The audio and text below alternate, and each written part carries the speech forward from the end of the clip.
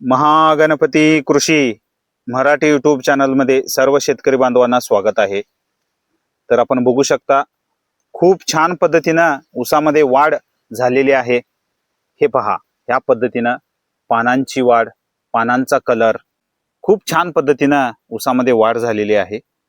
तर आम्ही ह्या प्लॉटमध्ये जो ऊसाचा वाळलेला पाला जो आहे तो काढलेला आहे आणि ह्या पद्धतीनं जी सऱ्या आहेत त्या सऱ्यामध्ये आम्ही ह्या पद्धतीनं पाला टाकलेला आहे। तर ह्या पद्धतीने आपण जर पाला मॅनेजमेंट केल्याने कोणकोणते फायदे होतात, तर ह्याला त्रॅश मल्चिंग असं बोललं जातं। तर आपण ह्या पद्धतीनं वाळलेला पाला सरीमध्ये टाकल्याने आपल्याला ओलावा जो आहे तो टिकून राहतो। पाणी मॅनेजमेंट खूप छान पद्धतीने आपण करू शकतो। त्यानंतर तण नियंत्रणसाठी हे खूप महत्त्वाचं आहे।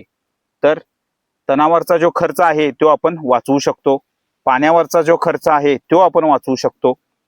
त्यानंतर वाळलेला पाला आहे तो डिकॉम्पोज झाल्यानंतर त्याच्यामध्ये जे तत्व आहेत, पोषक तत्व आहेत, पोषक द्रव्य जे आहेत, नायट्रोजन आणि पोटॅश, ते आम्ही परत ऊस शेतीमध्ये वापरू शकतो। आणि त्याच्यासोबतच सर्वात महत्त्वाची गोष्ट, ऑर्गॅनिक कार्बन जे आहे ते आपल्याला आणि वापरता येतं।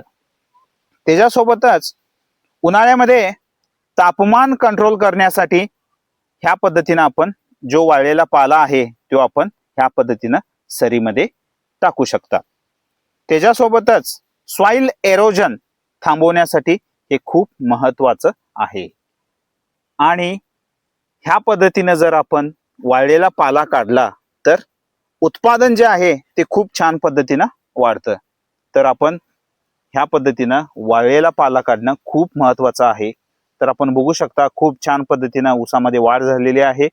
आणि त्याच्यासोबतच वाळलेला पाला काढल्यामुळे पाण्याची गरज जी आहे ती कमी होते आणि आपण पाणी मॅनेजमेंट उन्हाळ्यामध्ये करू शकतो। तर भेटूया नेक्स्ट व्हिडिओमध्ये। थँक्यू।